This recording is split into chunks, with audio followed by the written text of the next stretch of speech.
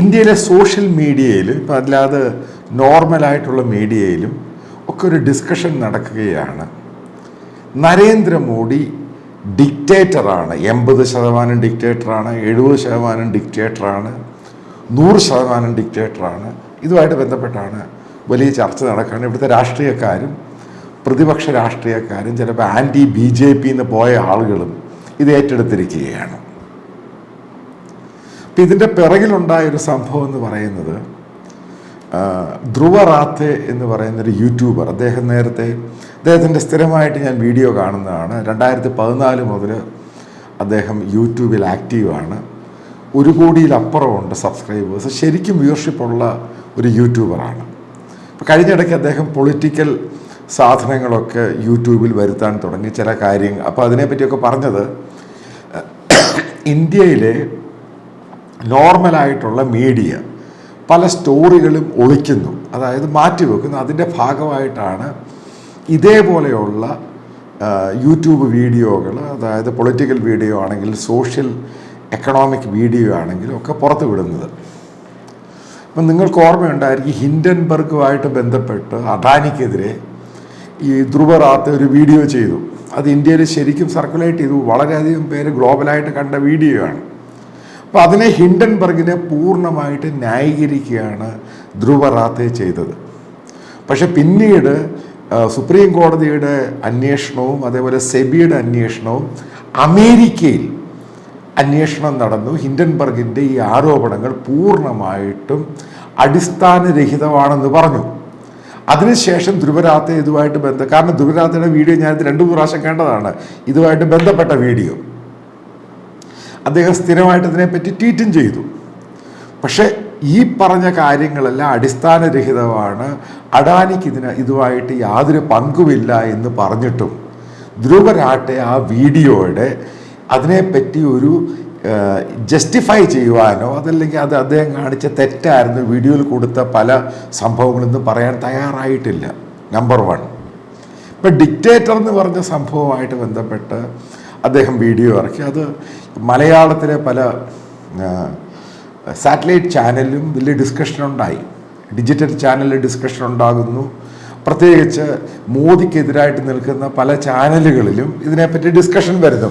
ഇങ്ങനെയുള്ള ഡിസ്കഷൻ വരുന്നത് ധ്രുവ റാത്തേ ഇങ്ങനൊരു വീഡിയോ ഇറക്കിയതിനെ ഞാൻ കുറ്റപ്പെടുത്തുന്നില്ല. കാരണം അത് ജനാധിപത്യ ഇന്ത്യയുടെ ഭാഗമാണ് ഫ്രീഡം ഓഫ് സ്പീച്ച്.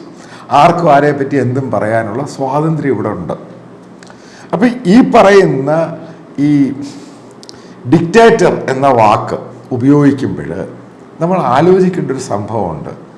ഇന്ത്യയിൽ രാഷ്ട്രീയക്കാർക്ക്, അതായത് ഒപ്പോസിഷൻ രാഷ്ട്രീയക്കാർക്കും മറ്റുള്ളവർക്കും ഇവിടെ ഫ്രീഡം ഉള്ള പ്രവർത്തിക്കുവാൻ, അതായത് ഒരു സ്വാതന്ത്ര്യമില്ലേ ഇവിടെ പ്രവർത്തിക്കുക? ആ ചോദ്യമാണ് പ്രധാനമായിട്ടൊരു ചോദ്യം. ഇന്ത്യയിൽ ഏത് രാഷ്ട്രീയക്കാരനും ഏത് സംഘടനയ്ക്ക് പ്രവർത്തിക്കുവാനാണ് ഗാഗ് ഓർഡർ ഉണ്ടാക്കിയിരിക്കുന്നത്? അത് പുടിനെ പോലാണോ നരേന്ദ്രമോദി? അതേപോലെ ലോകത്തിലെ പല ഡിക്റ്റേറ്റേഴ്സിനും നമുക്കറിയാം, ഇലക്ഷൻ പേരിന് നടത്തുന്നു, ആ ഇലക്ഷനിൽ അവർ തന്നെ സ്വയമായിട്ട് ജയിച്ച് കയറുന്നു. അപ്പം ഇതൊക്കെയാണ് ലോകത്ത് നടക്കുന്നത്. അതായത് 2024 ലോകത്തിൽ ഏകദേശം ലോകത്തിൻ്റെ 60% ഭാഗങ്ങളിലും ഇലക്ഷൻ നടക്കുകയാണ്, പല ഭാഗങ്ങളിലും. ഇതിനകത്ത് നമുക്കറിയാവുന്ന വസ്തുതയാണ്, പല രാജ്യങ്ങളിലും ഡിക്റ്റേറ്റേഴ്സ് അവർ തന്നെയാണ് തീരുമാനിക്കുന്നത്. ഇലക്ഷൻ എന്ന് പറയുന്ന ഒരു പേരിന് മാത്രമാണ്. പുടിൻ ഇപ്പോൾ ഒരു പേരിനാണ് റഷ്യയിൽ ഒരു ഇലക്ഷൻ നടത്തിയത്. എന്നിട്ട് അയാൾ തന്നെ 85% വോട്ട് കിട്ടിയെന്ന് പ്രഖ്യാപിക്കുന്നു. അവിടുത്തെ പ്രതിപക്ഷ നേതാവ് അയാളെ കൊല്ലുന്നു ജയിലിനകത്ത്. ഇതൊക്കെ ഉണ്ടായ കാര്യം നമ്മുടെ മുമ്പിൽ വെച്ച് കണ്ടതാണ്, ഇതൊക്കെ നമ്മൾ കാണുന്നതാണ്. അങ്ങനൊരു സംഭവം ഇന്ത്യയിൽ ഉണ്ടാകുന്നുണ്ടോ? അതേപോലെ ധ്രുവ റാത്തേ പറഞ്ഞു, ലോകത്തിലെ ഏറ്റവും കൂടുതൽ ജേർണലിസ്റ്റുകൾ കൊല്ലപ്പെടുന്ന രാജ്യം ഇന്ത്യയാണെന്ന്. അദ്ദേഹത്തോട് ചോദിക്കട്ടെ ഒരു കാര്യം, ലോകത്തിൽ എത്ര രാജ്യങ്ങളിൽ ജേർണലിസം ചെയ്യുവാനുള്ള പെർമിഷൻ, അധികാരമുണ്ട്? ഫ്രീ ആയിട്ട് ഫ്രീഡം, വളരെ സ്വാതന്ത്ര്യമായിട്ട് ജേർണലിസം ചെയ്യാൻ ലോകത്തിലെ എത്ര രാജ്യങ്ങളിൽ ചെയ്യാൻ പറ്റും? എൻ്റെ ചോദ്യമാണ്. ഈ പറയുന്ന റഷ്യയിൽ ചെയ്യാൻ പറ്റുമോ? ഈ പറയുന്ന ഏതെങ്കിലും ഇസ്ലാമിക രാജ്യങ്ങളിൽ ജേർണലിസം ചെയ്യാൻ പറ്റുമോ? അദ്ദേഹം പറയുന്ന പാകിസ്ഥാനിൽ ചെയ്യാൻ പറ്റുമോ? ചൈനയിൽ ഫ്രീ ആയിട്ട് ജേർണലിസം ചെയ്യാൻ പറ്റുമോ? അഫ്ഗാനിസ്ഥാനിൽ ജേർണലിസം ചെയ്യാൻ പറ്റുമോ? ഏത് ആഫ്രിക്കൻ രാജ്യങ്ങളിൽ ഫ്രീ ആയിട്ട് ജേർണലിസം ചെയ്യാൻ പറ്റും? അതേ ഈ പറയുന്നതിന് ചില അടിസ്ഥാനപരമായ തെറ്റുകളാണ് ഈ പറയുന്നത്. അവിടെ ജേർണലിസം ചെയ്യാൻ അനുവാദമില്ല. പിന്നെ അവിടെ എന്ത് ഫ്രീഡത്തെ കുറിച്ചാണ് നിങ്ങൾ പറയുന്നത്? ഇന്ത്യയിൽ ജേർണലിസം ചെയ്യാനുള്ള ഫ്രീ ആയിട്ട് നിങ്ങൾക്ക് ഇഷ്ടമുള്ള രീതിയിൽ ജേർണലിസം ചെയ്യാൻ പറ്റും. കാരണം അങ്ങനെ ചെയ്യുന്ന ഒരാളാണ് ഞാൻ. അപ്പം ചില കേസുകളുണ്ടാകും, ഡിഫമേഷൻ കേസ്, മറ്റുള്ള കേസുകളൊക്കെ ഉണ്ടാകും. ഇന്ത്യയിലെ കോടതികൾ പോണ്ടി വരും. ഇതൊക്കെ ഇന്ത്യയുടെ ജനാധിപത്യത്തിൻ്റെ ഭാഗമാണ്. അല്ലാതെ ഇവിടെ ഏത് ജേർണലിസ്റ്റുകളെയാണ് തടഞ്ഞിരിക്കുന്നത്? തെറ്റായ രീതിയിൽ അടിസ്ഥാനരഹിതമായ വാർത്തകൾ കൊടുക്കുമ്പം അത് കോടതിയിലും മറ്റുള്ളിടത്തുമൊക്കെ ചോദ്യം ഉണ്ടാകും. ഇവിടെ ഇന്ത്യൻ ബ്രോഡ്കാസ്റ്റിംഗ് മിനിസ്ട്രി ഉണ്ട്. പലതും തെറ്റായ വാർത്തകൾ ഇൻസ്റ്റിഗേറ്റ് ചെയ്ത് പ്രശ്നങ്ങൾ ഉണ്ടാക്കുമ്പോൾ അതിനെ ചോദ്യം ചെയ്യും. അതൊരു ജനാധിപത്യത്തിൻ്റെ ഭാഗമാണ്. അത് അമേരിക്കയിലും ഉണ്ട്, ജർമ്മനിയിലും ഉണ്ട്, ലണ്ടനിലും ഉണ്ട്, എല്ലായിടത്തും ഉണ്ട് ഇത്. ഇപ്പം BBC കാര്യം എടുക്കുക. അതിനെപ്പറ്റി BBC കാര്യം പറയുവാണെങ്കിൽ, ഇപ്പം BBC എന്ന് പറയുന്നത് അവരുടെ ഏറ്റവും വലിയ നെറ്റ്വർക്ക്, അതായത് ഇന്ത്യയുടെ പ്രാദേശിക ഭാഷയിൽ കൂടെ പ്രവർത്തിക്കുന്ന നെറ്റ്വർക്കുള്ള ബ്രിട്ടീഷ് ബ്രോഡ്കാസ്റ്റിംഗ് സംഭവമാണ് BBC. ഹിന്ദി ആണെങ്കിലും ബംഗാളി ആണെങ്കിലും തമിഴാണെങ്കിലും തെലുങ്കാണെങ്കിലും ഒറീസയാണെങ്കിലും ഈ ലാംഗ്വേജിലൊക്കെ ഇവർക്ക് വെബ്സൈറ്റ് ഉണ്ട്. അപ്പം അതിൽ പ്രവർത്തിക്കുന്ന പലരെയും എനിക്കറിയാം. ഈ BBC എന്തുകൊണ്ടാണ് 40 കോടിയുടെ ഇൻകം ടാക്സിൻ്റെ പ്രശ്നം ഉണ്ടാക്കിയത്? ചോദ്യമാണ്. അവർ വളരെ ക്ലീനും ക്ലിയറും ആയിരുന്നുവെങ്കിൽ ഇങ്ങനൊരു സംഭവം ഉണ്ടാകത്തില്ല. ഇന്ത്യയിലെ എല്ലാ മീഡിയയ്ക്കും പ്രശ്നമുണ്ട്. അത് ചെറിയ പ്രശ്നമൊന്നുമില്ല, ചില പ്രശ്നങ്ങൾ ഉണ്ടാകാറുണ്ട്. പല മീഡിയയും പല കള്ളത്തരങ്ങളൊക്കെ കാണിച്ചിട്ട് തന്നെയാണ് ഓരോ ദിവസവും സർവൈവ് ചെയ്തു പോകുന്നത്. അത് ഒരു ജനാധിപത്യത്തിൻ്റെ ഭാഗമാണോ എന്ന് ചോദിച്ചാൽ ആണ്, അല്ലയോ എന്ന് ചോദിച്ചാൽ അല്ല. അപ്പം ഇതിൻ്റെ ഭാഗമായിട്ട് മീഡിയകൾക്ക് നോട്ടീസുകൾ കൊടുക്കാറുണ്ട്. ചില സന്ദർഭങ്ങളിൽ ന്യൂസ് വളരെ സെൻസിറ്റീവ് ആണെങ്കിൽ അത് പബ്ലിഷ് ചെയ്യരുത് എന്ന് ഗവൺമെൻറ് പറയും. കാരണം ഇത് പെട്ടെന്ന് കത്തിപ്പടരും. ചില ഭാഗങ്ങളിൽ ഇൻ്റർനെറ്റ് അതായത് ഷട്ട് ഡൗൺ ചെയ്യേണ്ടി വരും ചില സന്ദർഭങ്ങളിൽ. അപ്പം അതിനെപ്പറ്റി ധ്രുവറാത്തി പറയുന്നത് ലോകത്തിൽ ഏറ്റവും കൂടുതൽ പ്രാവശ്യം ഇൻ്റർനെറ്റ് ഡൗൺ ചെയ്ത രാജ്യം ഇന്ത്യയാണ്. ലോകത്തിലെ ഏറ്റവും വലിയ രാജ്യമാണ് ഇന്ത്യ. 140 കോടി ജനങ്ങളാണ് താമസിക്കുന്നത്. ഇപ്പം ഇന്ത്യയിൽ എന്ന് പറയുന്ന ഈ ചെറിയ ഒരു അദ്ദേഹം ഈ ജർമ്മനിയിലാണ് താമസിക്കുന്നത്. ഇപ്പം ജർമ്മനി പോലെയുള്ള രാജ്യമല്ല ഇന്ത്യ. ഈ 140 കോടി ജനമുള്ളിടത്ത് ഏകദേശം 600ഓളം ഭാഷയുണ്ട്. അത് വൈവിധ്യങ്ങളുടെ നാടാണ് ഇന്ത്യ. അപ്പം ഇപ്പം മണിപ്പൂരിലാണെങ്കിലും മറ്റുള്ള പലയിടത്തും ചില പ്രശ്നങ്ങൾ ഉണ്ടാകാൻ നേരത്ത് ഇത് പെട്ടെന്ന് കത്തിപ്പടരാതിരിക്കുവാൻ വേണ്ടി ഇൻ്റർനെറ്റ് ഷട്ട് ഡൗൺ ചെയ്യാറുണ്ട്. അതിലെന്ത് തെറ്റാണുള്ളത്? ഇപ്പം അമേരിക്കയിൽ അവിടെ ഒരു കറുത്ത പറയക്കാരനായ ഒരാളെ കൊല്ലപ്പെട്ടു.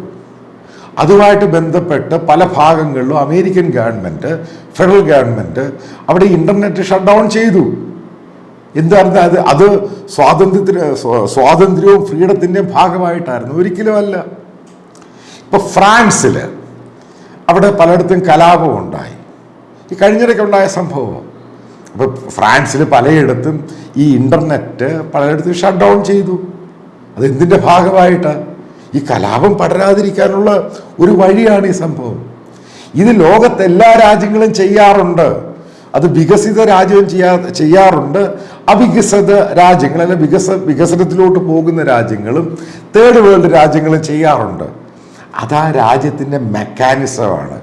ഇതുമായിട്ട് ബന്ധപ്പെട്ട് എങ്ങനെയാണ് ഡിക്റ്റേറ്റർഷിപ്പ് എന്ന് പറയാൻ സാധിക്കുന്നത്? എൻ്റെ ചോദ്യമാണ്. ഇപ്പം മറ്റൊരു സംഭവമുണ്ട്. ഇപ്പം ഇൻ്റർനാഷണൽ മീഡിയ എല്ലാം കൂടെ വല്ലാത്ത രീതിയിൽ പറയുന്നൊരു സംഭവമുണ്ട്. സൗത്ത് ഇന്ത്യയും നോർത്ത് ഇന്ത്യയും വേറെ വേറെയാണ്. അങ്ങനൊരു ഡിവിഷൻ ഇൻ ഫ്യൂച്ചറിൽ ഇന്ത്യയിൽ ഉണ്ടാകാൻ പോകുന്നു. ഇത് ഭയങ്കര മീഡിയ മാനിപ്പുലേഷൻ്റെ ഭാഗമായിട്ട് വരികയാണ്. ഇപ്പം ബ്ലൂംബർഗിൻ്റെ അകത്തൊരു റിപ്പോർട്ടാണ്. അതേപോലെ തന്നെ ഇന്ത്യയിലെ ചില മീഡിയ റിപ്പോർട്ട് ചെയ്യുന്ന ഇന്ത്യയിലെ ചില പൊളിറ്റിക്കൽ പാർട്ടി DMK, അതേപോലെ കർണാടകയിലുള്ള കോൺഗ്രസ്സുകാർ, മറ്റുള്ളവരൊക്കെ പറയാൻ തുടങ്ങി സൗത്ത് ഇന്ത്യ വേറെ നോർത്ത് ഇന്ത്യ വേറെ. അതായത് നോർത്ത് ഇന്ത്യക്കാർ സൗത്ത് ഇന്ത്യയെ അവഗണിക്കുന്നു. ഇതൊക്കെ ഡെലിബറേറ്റ് ആയിട്ട് പുരോഗമിച്ചു കൊണ്ടിരിക്കുന്ന ഇന്ത്യക്കെതിരെ നടക്കുന്ന ഒരു ഇൻ്റർനാഷണൽ ക്യാമ്പയിൻ്റെ ഭാഗമാണ് എന്ന് വിശ്വസിക്കുന്ന ഒരാളാണ്. അത് പറയാനുണ്ടായ കാരണം, ഈ മീഡിയയെ ജോലി ചെയ്ത് ഇത്രയും വർഷം 30 വർഷം ജോലി ചെയ്ത് എനിക്കറിയാം ഇതെങ്ങനെയാണ് ഇത് വർക്കൗട്ട് ചെയ്യുന്നത്. ഇപ്പോഴേറ്റവും കൂടുതൽ ഇന്ത്യയെ താറടിക്കുവാൻ വേണ്ടിയും ലോകത്തിന് മുമ്പിൽ വളരെ മോശമായിട്ട് കാണിക്കുവാൻ വേണ്ടി ഏറ്റവും കൂടുതൽ പണം മുടക്കുന്നതും പ്രയത്നിക്കുന്ന രാജ്യമാണ് ചൈന. എത്രയോ തെളിവുകളുണ്ട്. അതിൽ ഏറ്റവും വലിയ കാര്യം, ചൈനയിൽ ഉണ്ടായിരുന്ന വലിയ ഇൻവെസ്റ്റ്മെൻറ്റ് അവർ ഇന്ത്യയിലോട്ട് വരുന്നു. ഇതാണ് ചൈനയെ ഏറ്റവും കൂടുതൽ പ്രകോപനം ഉണ്ടാക്കിയിരിക്കുന്നത്. അതിൻ്റെ കാരണം എന്ത്? കാരണം ഇന്ത്യയിലോട്ട് ഇൻവെസ്റ്റ്മെൻറ്റ് വരുന്നു. ഇന്ത്യയിൽ നരേന്ദ്രമോദി ഒരു ഗ്ലോബൽ ലീഡറായിട്ട് മാറുന്നു. ഇന്ത്യയിൽ G20 നടക്കുന്നു. അതായത് ഇന്ത്യക്ക് ഗ്ലോബൽ അക്സെപ്റ്റൻസ് കൂടുന്നു. ഇന്ത്യ ഇത്ര വർഷം കഴിയുമ്പോൾ ലോകത്തിലെ 3ാമത്തെ എക്കണോമിക് പവറായിട്ട് മാറുമെന്ന് പല ഇൻ്റർനാഷണൽ ഏജൻസികളും പല ലോകരാജ്യങ്ങളും പ്രെഡിക്റ്റ് ചെയ്യുന്നു. ഇതിനെ എങ്ങനെയെങ്കിലും താറുമാറാക്കാൻ വേണ്ടി ചൈന വളരെയധികം പണം സ്പെൻഡ് ചെയ്യുന്നുണ്ട്. അതിൻ്റെ ഭാഗമായിട്ട് ലോകത്തിൻ്റെ വിവിധ ഭാഗങ്ങളിൽ ഇതേപോലെയുള്ള ക്യാമ്പ് ചെയ്യുന്നവരെ അവർ പണം കൊടുത്തെടുത്തിരിക്കുകയാണ്. ഞാൻ അതിനകത്ത് ധ്രുവറാത്തിയുള്ള കാര്യമല്ല ഞാൻ പറയും, എനിക്കതിനെപ്പറ്റി തെളിവൊന്നുമില്ല. പക്ഷെ 15ഓളം പേരാണ് ധ്രുവരാത്തിയുടെ ടീമിൽ ജോലി ചെയ്യുന്നത്. ജർമ്മനിയിൽ നിന്നാണ് ഈ സാധനങ്ങളെല്ലാം അപ്ലോഡ് ചെയ്യുന്നത്. നല്ല വീഡിയോകളാണ് എല്ലാം ഉള്ളത്. പക്ഷേ ഇന്ത്യയെ താറുമാറാക്കി കാരണം ഒരു കാര്യം, എന്തുകൊണ്ടാണ് മോദിയെയും BJPയെയും താറുമാറാക്കാൻ പ്രത്യേകിച്ച് BJP അല്ല അവരുടെ സ്പെഷ്യൽ ടാർഗറ്റ് മോദി തന്നെയാണ്. കാരണം ഈ ഒരു പോക്ക് മോദി മുന്നോട്ട് പോകുകയാണെങ്കിൽ ഇന്ത്യയുടെ മാറ്റം ഗ്ലോബലി വല്ലാത്ത രീതിയിൽ ഇതേപോലെയുള്ള രാജ്യങ്ങൾക്ക് പിടിച്ചാൽ കിട്ടാത്ത രീതിയിലാണ് ഇന്ത്യ മുന്നോട്ട് പോകുന്നത്. ഇതിൻ്റെ ഭാഗമായിട്ട് ഇന്ത്യയിൽ നിന്നുള്ള ഇതേപോലെയുള്ള അഭിപ്രായ സമന്വയ, അതായത് ഒപ്പീനിയൻ മേക്കേഴ്സിനും സോഷ്യൽ മീഡിയയിൽ ആക്റ്റീവായിട്ടുള്ള ഇൻഫ്ലുവൻസേഴ്സിനും അവരെ ഏതെങ്കിലും രീതിയിൽ അവരുടെ രീതിയിൽ കൊണ്ടുവന്ന് ഇതേപോലെയുള്ള പ്രൊപ്പഗണ്ട ജേർണലിസം അടിച്ചേൽപ്പിച്ച് ലോകത്തെ കാണിക്കുക. ഇതിൻ്റെ എല്ലാം കാരണം എന്ന് പറയുന്നതിൻ്റെ പിറകിൽ 3ാം തവണയും മോദി അധികാരത്തിൽ വരുന്നു. ഇതിനെ എങ്ങനെ ചെറുക്കുവാൻ സാധിക്കും? അതിൻ്റെ ഭാഗമായിട്ട് നടക്കുന്ന കളികളാണ് ഇത് മുഴുവനും എന്നാണ് ഞാൻ വിശ്വസിക്കുന്നത്.